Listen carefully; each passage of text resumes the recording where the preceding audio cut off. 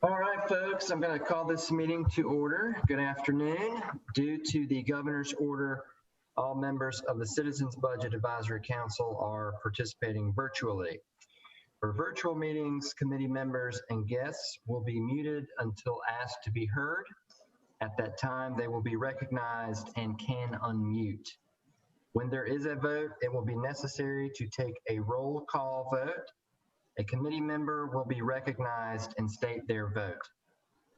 Today's meeting is a public meeting. The meeting will also be live streamed on the city's YouTube channel, which can be accessed at cityofws.org/2682/video. A recording of today's meeting will be available by next Tuesday on the city's website, www.cityofws.org. All right. So the first order of business is to approve the minutes. Has everyone looked over the minutes? Anybody have anything to add? Any corrections? I didn't see anything that needed attention.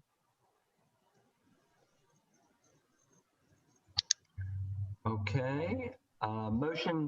Motion to approve the minutes? So moved. I'm sorry?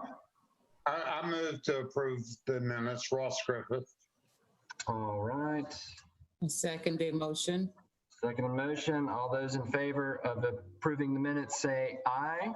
Aye. Aye. Aye. All right. Officially, Nathan, I have to do a by name vote. Okay. So I'll just go through and just say your name and you can say yes or aye. Ross Griffith? Yes. Hazetta Schuler? Aye. Jesse I. Aye. So my membership list. Sheila Garcia? Aye. And who am I missing? I think that's all. All right. So motion carried. I guess the minutes are approved. So we can move on to the third item on the agenda. Patrice? Okay. All right. So the first item on our agenda is to discuss the city's response to social justice and unrest, and the establishment of the Community Investments Review Committee. So I want this to be more of a discussion. So as we are talking about this, feel free to jump in, ask questions, make a point about anything. So just the same way in person that we would sit around the table and have these discussions, feel free to do that. So I'll just kind of review a few points and then share a PowerPoint that I shared with the mayor and city council at a special meeting of the whole on November the 17th. So first I'll just tell you that as you all know, there was some social unrest during the course of this year, 2020. There were calls for defunding the police that rose up out of the death of George Floyd initially, and some chain reactions after that.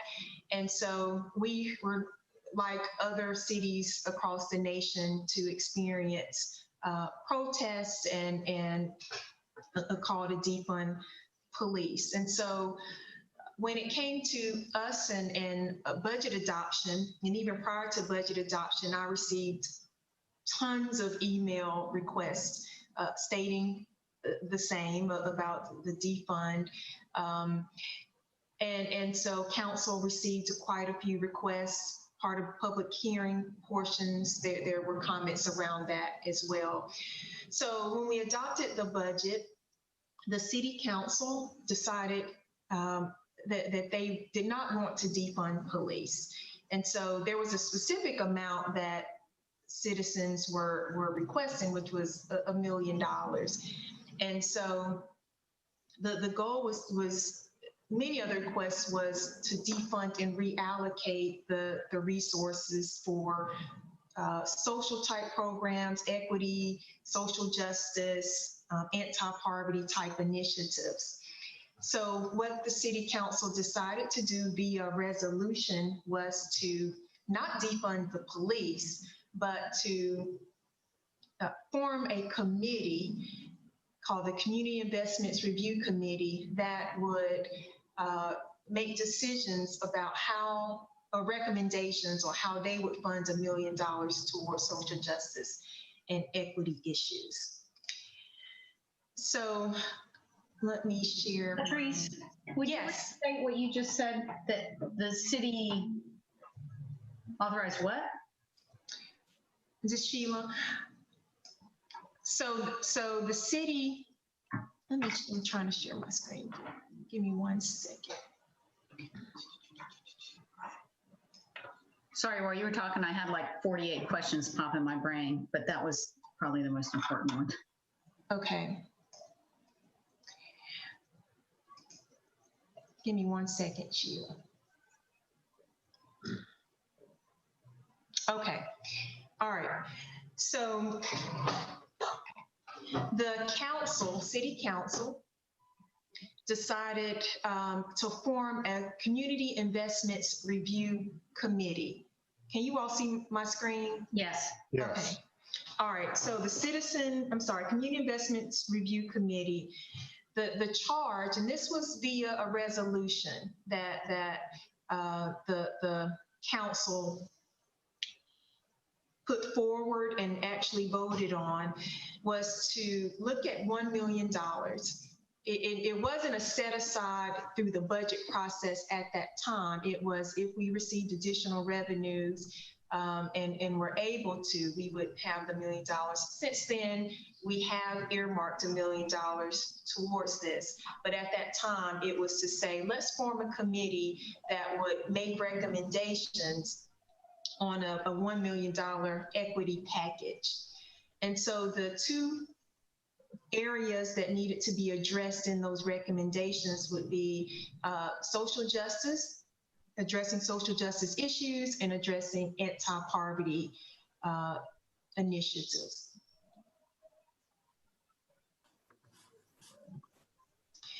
So the committee is made up of 2 members from each ward per the resolution.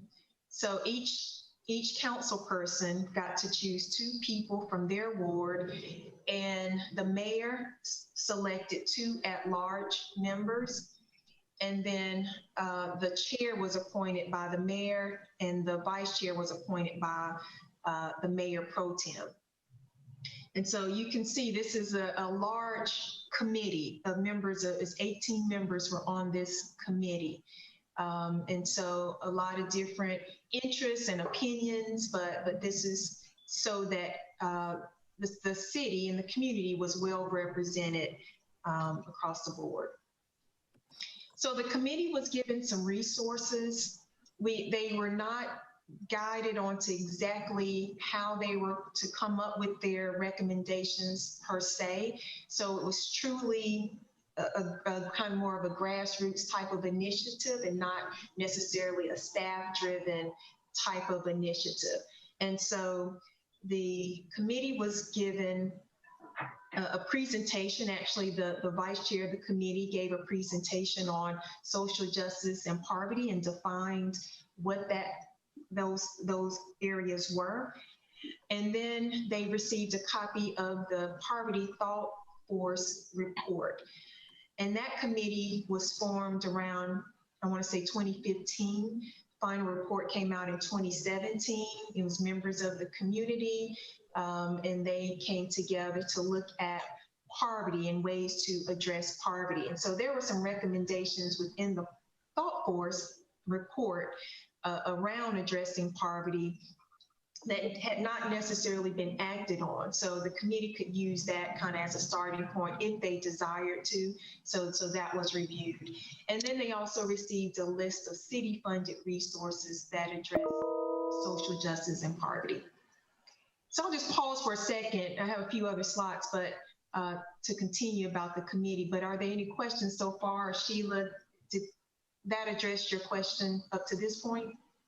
To this point, yes. Okay. So essentially, the process that the committee ended up taking was to generate general ideas. And so staff developed a Google form that got sent out, and it basically was almost a free-for-all. People had ideas on how they thought that this $1 million could address poverty or social justice. They came up with it. Then those ideas were then put into project categories. So things that had similar themes, and they were just kind of categorized so that the committee could kind of narrow their focus a little bit. And then finally, staff created a scorecard. And so each committee member was able to score the recommendations that the committee came up with. So as a final recommendation, the committee did not recommend specific projects, but what they ended up deciding to do is to submit recommendations in categories. So these were the 5 categories that the committee chose to give to the mayor and city council as how to spend $1 million. So they wanted $200,000 to go for grants for social justice and anti-poverty initiatives. That was a more general category, which would require a phase 2, and I'll talk about that in a second. Actually, pretty much all of them will. And so this was just kind of a pot of money that nonprofit organizations could apply for, and as long as they fit within that scope. The second category was long-term anti-poverty and social justice strategies. And so this was a combination of things. One thought potentially would be to, say, hire a social justice coordinator. The goal really is this is one-time funding. So when you talk about staff, those are ongoing reoccurring costs. And so that's probably not going to be connected to this, but that was one of the thoughts. Another thing was to address kind of food insecurities in East Winston through a food co-op, or something similar to like the Peters Creek Initiative. And then the other thought around this particular strategy was to hire a consultant. And the consultant would just kind of look at what is existing issues related to poverty, kind of evaluate how the city currently funds specific programs that may address poverty, and then develop some recommendations for kind of long-term solutions to poverty. So that's what that $200,000 is for. Then the third category is broadband internet access expansion and training. So $300,000 is committed to this category. This is, there was a lot of conversation around this, because there was a thought that, oh, well, because school is out, there's these hot spots and there's kids now have access. Well, there are pockets of the community that don't have any internet access. And this would be more of developing infrastructure and building upon the city's existing infrastructure. Say at recreation centers are already wired for Wi-Fi. But this would be not only hotspots, this would be high-speed broadband internet access, so that the thought is having internet access in your home that is almost like a basic need, such as water, food, and shelter, that nowadays, having access to a doctor now you might have to go online to talk to your doctor in a time of COVID-19, or people may want to apply for jobs online and you don't have to leave your house to go to the library. And then obviously the big thing is definitely kids and being able to have a computer and high-speed access. So that's what that one, there's a training component to that. And so once you have access, making sure people know how to use it. The fourth category is heritage preservation and education. So that's 190,000. That the goal of that one is to, it was twofold. There were some suggestions around supporting a museum, African American heritage and cultural arts type of museum. The other was to support historic markers, that the city has a historic markers program. And so to do a few extra historic markers that highlight the work of, say, African Americans or some level of history preservation.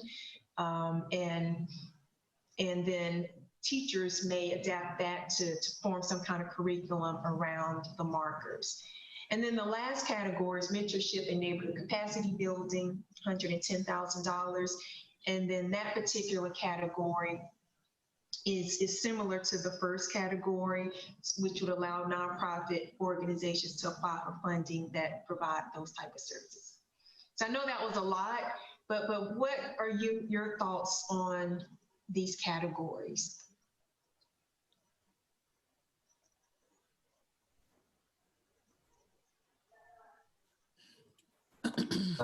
Patrice? Yes.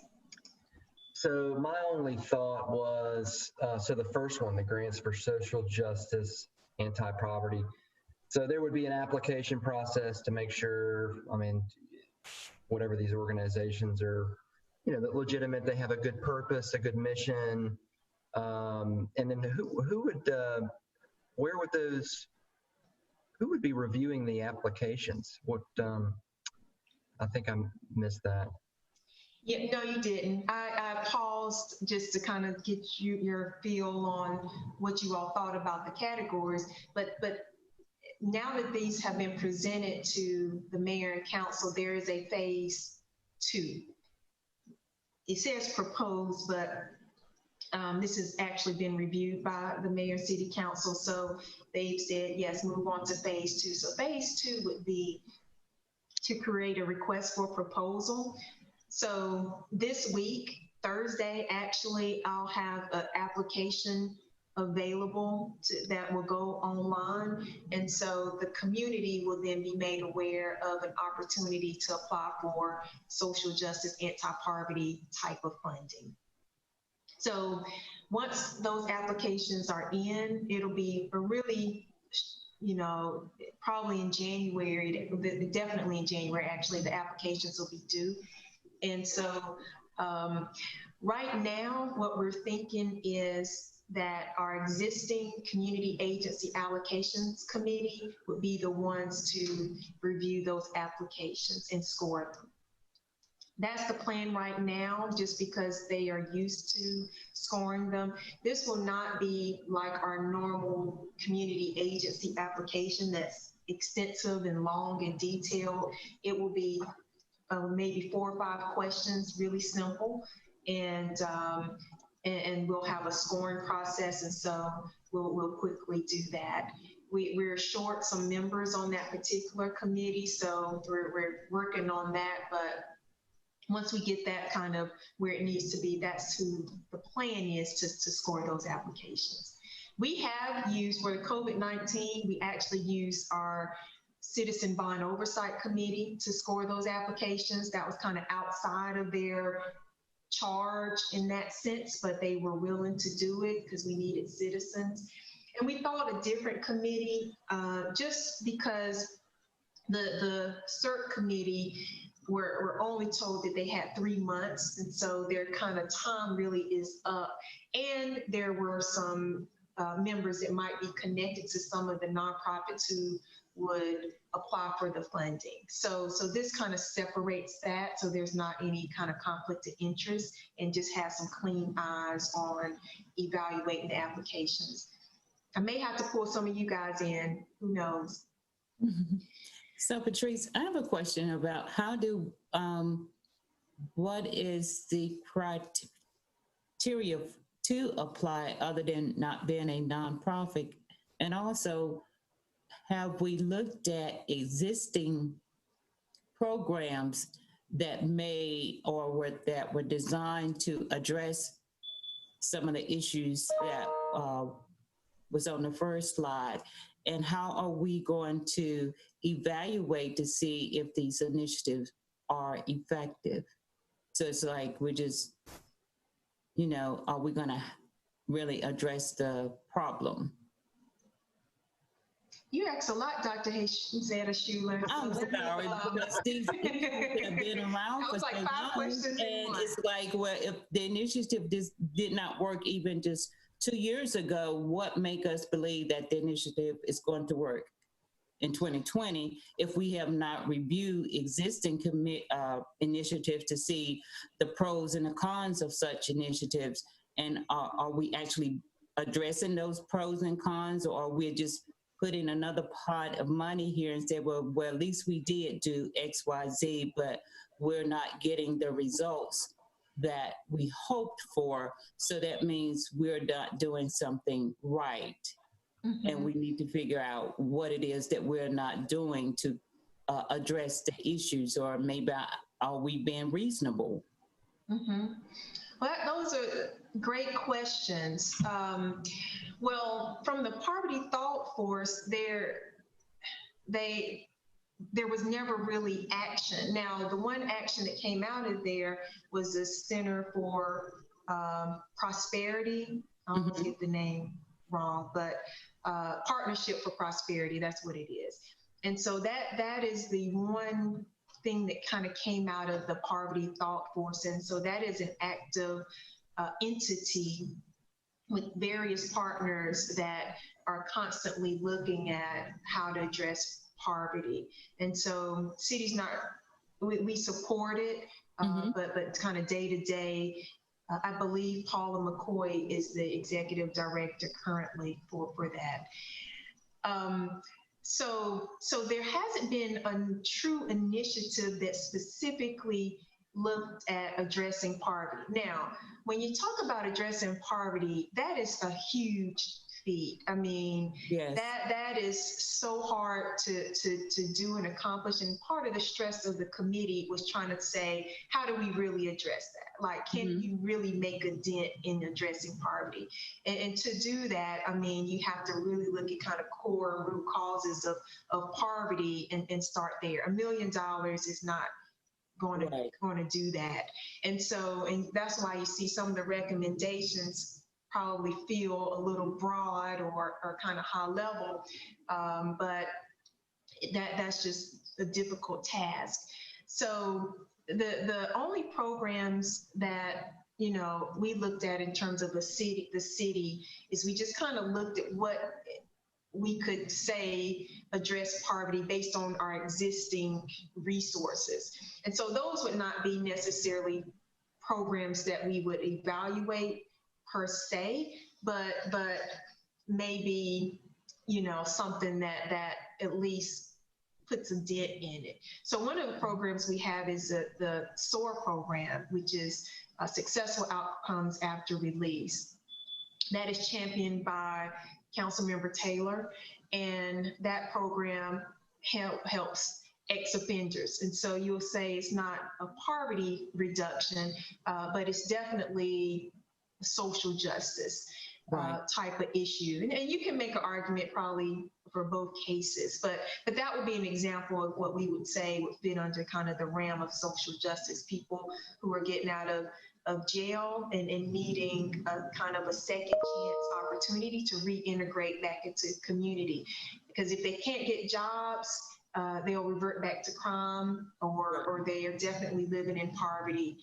And so those are the type of programs that the city currently funds that would be in that category. So in terms of evaluating, we really haven't done this kind of clear, let's put some money towards it. Okay. Type effort to do kind of evaluation. Now, once we give this money out, there will be a lot of nonprofits that will receive this funding. We will definitely require reports, just as we do with our other nonprofits that receive city funding. So they'll be required to maybe do quarterly reports or some kind of report to say, this is what we did. And it's something we will be able to monitor to say, this is what they did this really have an impact? And with one-time funding, that's really hard to say. With the broadband internet access though, once those lines are laid or the infrastructure is laid and the connectivity is there, that will have potential ongoing impact. Whether the internet service will be free or not, or how long that could be, would be questionable, but at least creating the access, which some neighborhoods don't have any access at this point, I think could have some long-term implications to people having access to the internet, which then could allow people, it's an equity issue, you know, you have access, it's more of equity and you being able to access information as other people in the community can. Okay. I'm curious about that. I have two questions. So disparate questions. First, on the lack of infrastructure, I'm just curious, does Spectrum or whoever lays cable, do they make decisions like, I'm not going to lay cable in this neighborhood because I don't think I'll get enough customers to tap into the lines? A great question, Sheila. It's something I definitely cannot answer.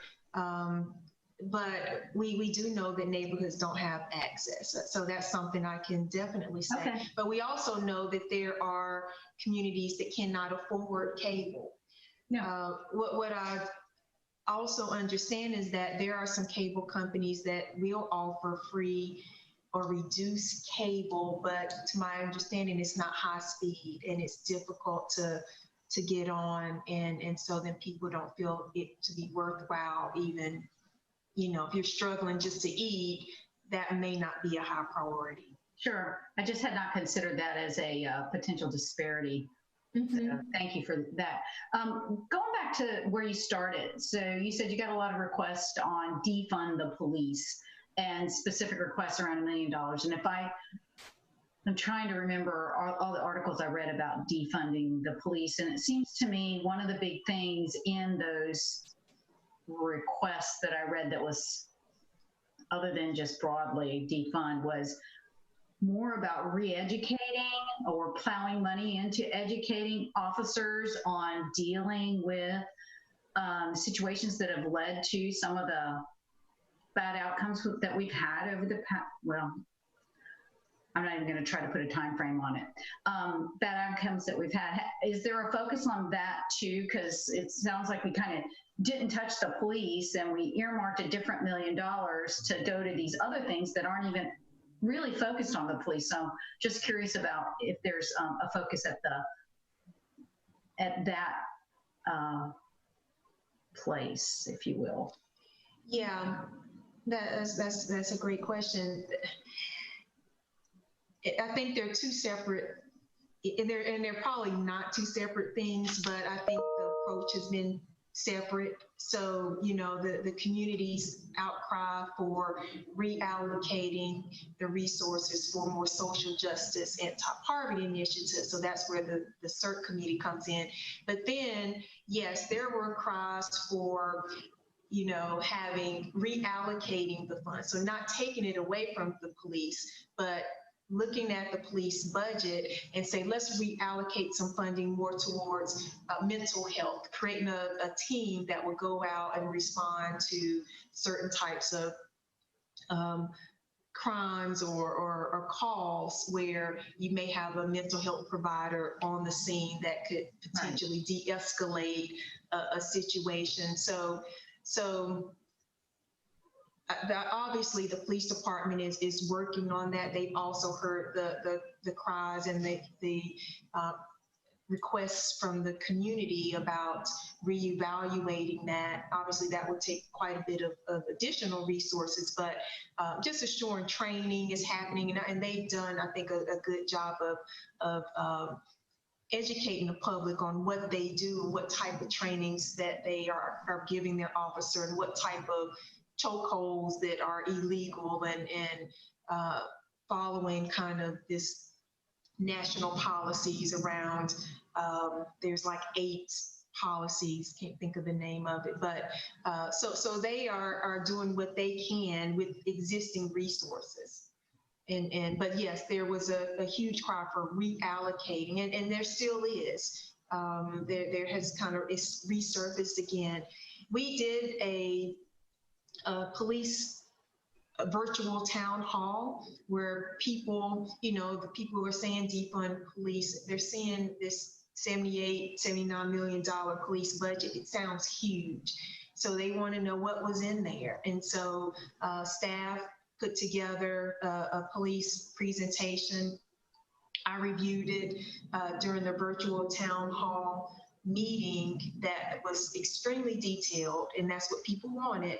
But they got to see that most of the money is staff, is salaries. It's not a lot of fluff in their budget, and they have to have, the gear, the turnout, and the body cams and things like that as well. So one of our sessions, we can definitely review that presentation that's detailed.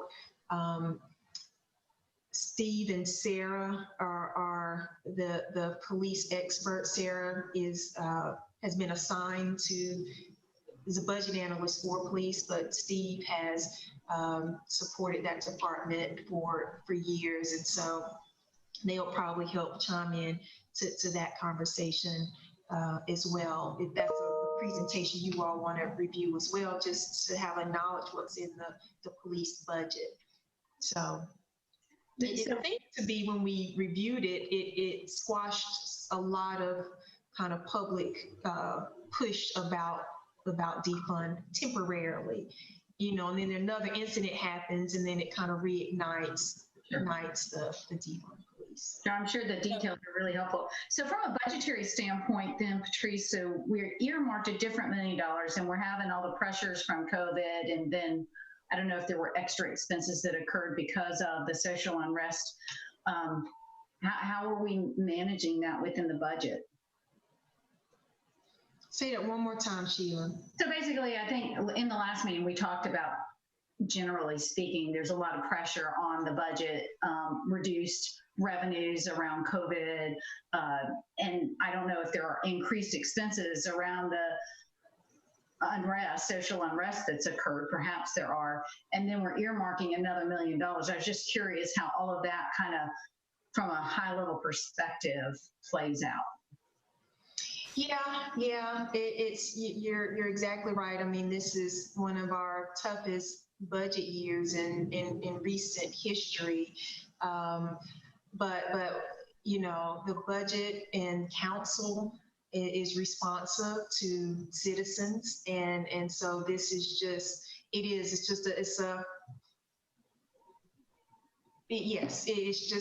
us being responsive to what council has desired based on citizen feedback. And so this was a desire. It does not change that we are facing another really tough budget year, and the second part of what I either can show you all today, or we can postpone it, because we can have a discussion around this, and then the next meeting really go into kind of the early budget forecast. But yes, it's not a good picture, and so but it's an expense that council chose to earmark for this purpose. Okay, Patrice, I have one more. I have a question, a comment, and then a question. The comment is in reference to hosting town halls. Going back to your first slide, under the 4 categories, I understand you have a committee which comprises of a lot of people from the community, but have they considered to maybe host town hall meetings with the citizens who are going through the issues that the social justice issues that we're attempting to address. Because as a committee, even though I may live in a certain area, if I'm not talking to the people or enough people, I'm just coming from my perspective and not from the perspective of someone who's maybe hit harder than I am or have a bigger issue or a group of people. So the question is, have they considered hosting town hall meetings just to hear from the public to make sure that, you know, $1 million, and I know it's $200 in this category and so forth, that the money is the initiative is designed to at least address the issue, not resolve it, but to at least address it at the beginning. Yeah, the committee, and that's, I think, the challenge, part of the challenge of the committee. Well, the charge they were given was only 3 months. Mm-hmm. And so I think the initial resolution and intent was to make recommendations, council review it, and get the money out to the community in a reasonable time. Because, you know, government bureaucracy, sometimes things take a lot longer, and I think the council wanted it out this fiscal year. So they really didn't have that kind of time. I think the structure of the committee, by having 2 people represented from each board and then 2 at large, was to make sure that all segments of the community were represented and had a voice on the committee. And so that was the reason for having such a large committee and making sure 2 people from each ward was there to say, this is what's happening in my neighborhood or community, and these are the issues here. Now, one of the things the committee could have done and kind of pushed back on was have a public input session. So that's right. What typically during a council meeting, there's always kind of a public hearing component. So public input would then say, okay, this is what we're proposing. What do you feel about it? Or, you know, if there are any other issues that we need to consider. Well,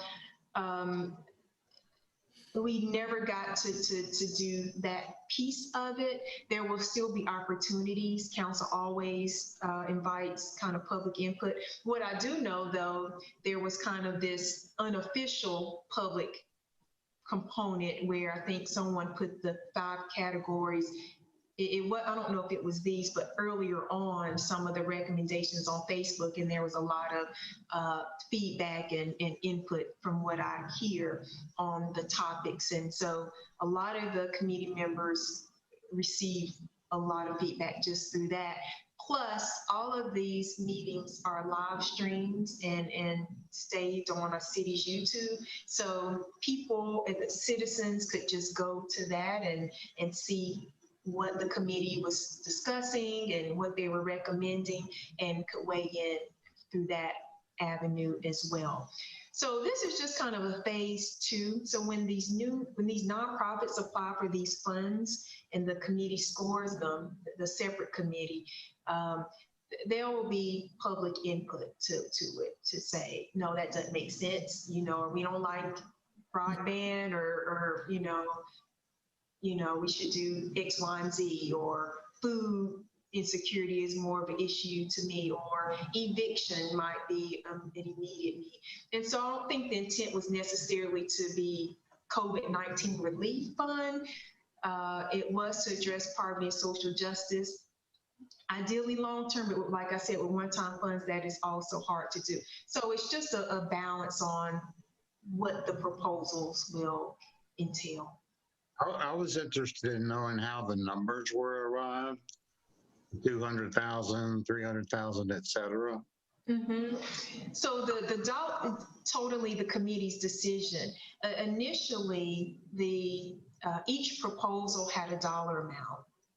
They were individual proposals. When we combined them into categories, we took all of their requested dollar amounts and rolled them up, which were obviously, totaled like $5 million with all the proposals. They saw the kind of rolled up dollar amounts, and what we did is just did away with that. And we didn't do away with that. So for broadband, for example, they requested 400,000. So when they took the 5 categories and we said $1 million is all, they had to kind of vote, and we did some averages based on the votes of each of the applications to get to the $1 million. So it was pretty much scaled down, just kind of based on how they allocated. And truthfully, the last meeting, it was really just, they moved to money from one category to the other. The grants, I think, in the list you saw, that actually was the priority ranking of the categories. You'd have thought the dollar amounts followed suit. The grants had initially the most money, but one of the 4th categories requested additional funding, and they just kind of wanted everybody to be happy so that there could be a unanimous vote. And so it was moved around that way. Thanks. You're welcome.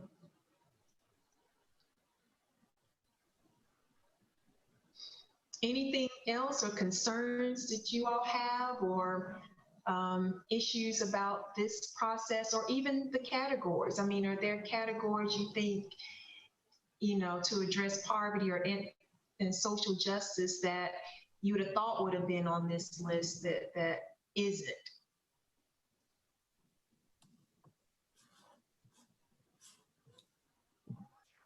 I was surprised that I didn't see healthcare, the inequity in healthcare.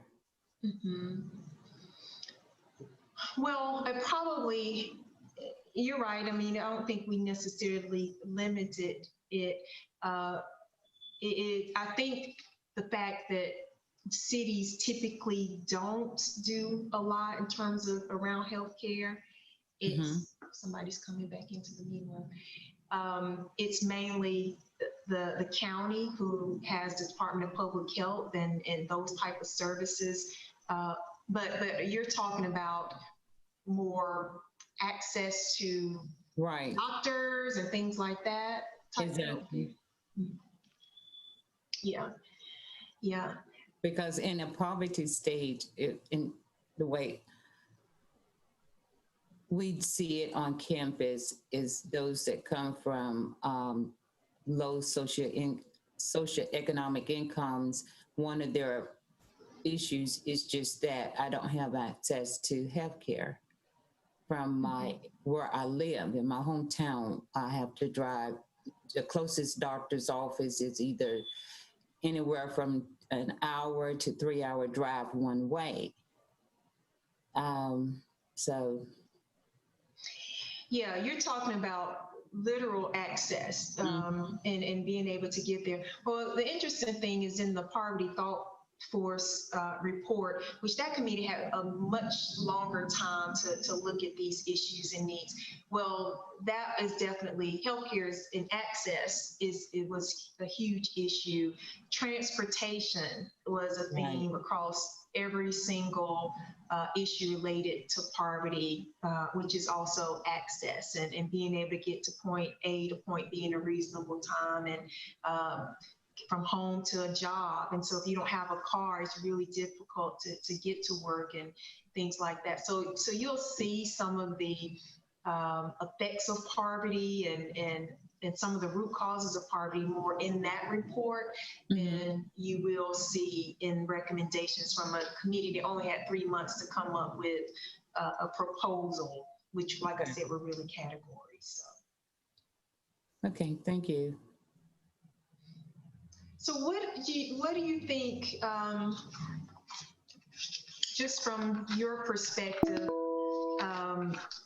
the role of the city as it relates to integrating equity in the budget process? What are your thoughts about our role or philosophy what our philosophy should be around that. Are you speaking about equity within the city, hiring and diversity, equity, inclusion within the city employee base, or are you talking about across our community? Yeah, I think it could be either, and how we address it in our budget process. Is it something that we should look to integrate as a value, or Well, that's a really broad question. I think within employment, hiring, promotion, et cetera, the city should, as I think most employers have, is diversity, equity, inclusion focus. And across the HR guidelines, how you do seek a diverse candidate pool, how you hire and staff, et cetera. I would hope that that's already embedded and in place. Yes, it is. I would say our city. Okay, I'm sorry.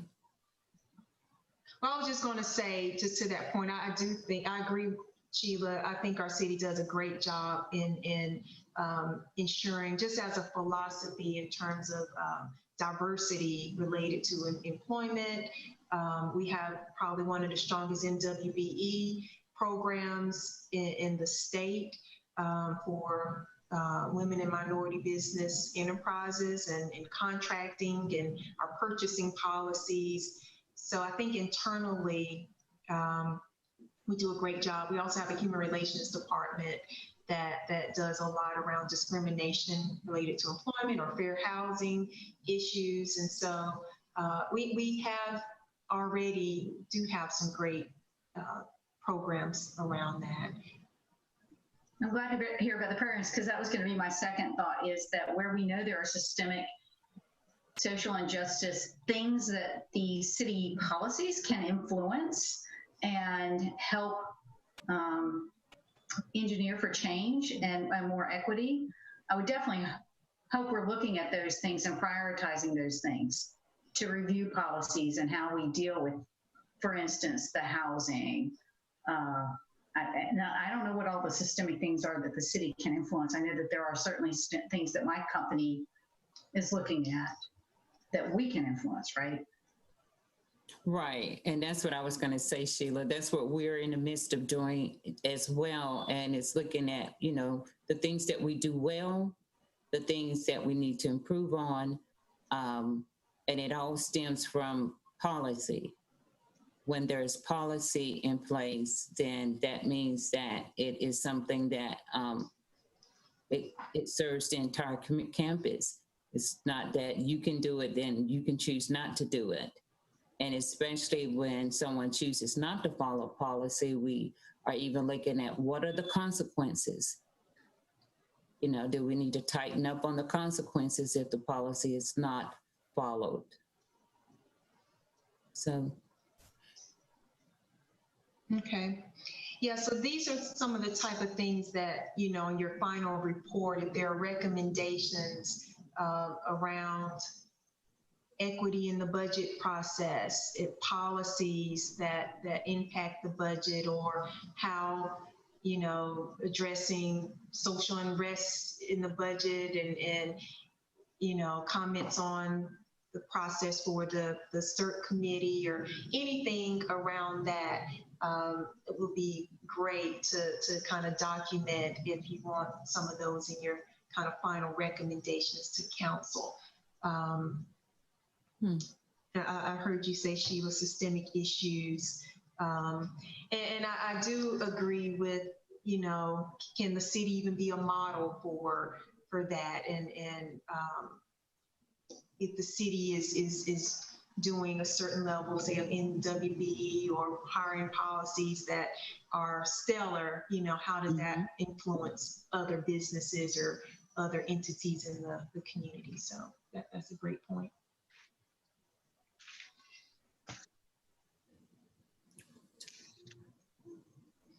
Anybody else? This is all we're going to talk about today, and what we'll do is in January, review kind of our dire budget in detail, and you'll be able to see our early, what we call our early budget forecast. The thing is, we'll do another one probably in February, Steve, is that the, yeah. And so we might pause that till then, but what I'll tell you is that we do have a $14.5 million gap, a budget gap, which is significant. For this fiscal year? For this fiscal year? Yes. Wow. So besides selling more alcohol, what's the plan? Yeah. That is the question, Sheila. That is definitely the question of the day. How do you close a $14.5 million gap? So we'll look at that. We'll show you kind of how we ended last fiscal year, where we are this year, what our fund balance looks like, which is our reserves. And so we have been tapping into that, but there are laws that prevent us from going so far into our reserves. And so we're close to that. So we'll review all of that at our next meeting in January. And so you all can put on your thinking caps, because we would love some input on. Thinking a GoFundMe page. Will you send, Patrice, will you send the information with the gap to us ahead of time? I certainly can. But I'll definitely review the presentation. I'm not putting you on the spot by the next meeting. Okay. Yeah, so don't worry about that. You don't have to do any homework around it. I was just kind of throwing the number out, but I'll review the slides, and you'll have time to think about it. And I'm not, you all don't have to come up that. That's what staff will do. It's just that, we always like to hear from citizens on their thoughts about kind of where we are, and we will share with you some thoughts kind of later on what we will consider kind of once we come up with them and share them with. Typically, we report to the finance committee of the council, and there'll be budget workshops, and they review information, and then it goes to full council. But most of the finance committee, most council members attend those because the budget is just a huge piece of what we do. And so, yeah, and then we'll have a trial balance budget in April. And so you'll be able to see kind of what our plans are to balance the budget. So by April, we'll have a definite plan on balancing. And there'll be some tough decisions to make between now and then. So, all right, with that great discussion, thank you all. And so we'll just look to review some budget information next month. And with that, I'll turn it back over to our chair. All right. Well, thank you, Patrice. That was a great outline. I think everybody here really appreciated that. And yeah, next meeting we'll look forward to getting diving a little deeper into the details. So that's pretty fascinating. All right, so the next meeting, January 12th. If there is no more discussion, motion to adjourn the meeting. I'll move. Second. All right, motion carried. Thank you, everyone. Okay. Merry Christmas. Thank you. All right. Yeah, All Merry right, Christmas. See you next year. Yes, Right. Merry Christmas. Happy holidays. Merry Christmas.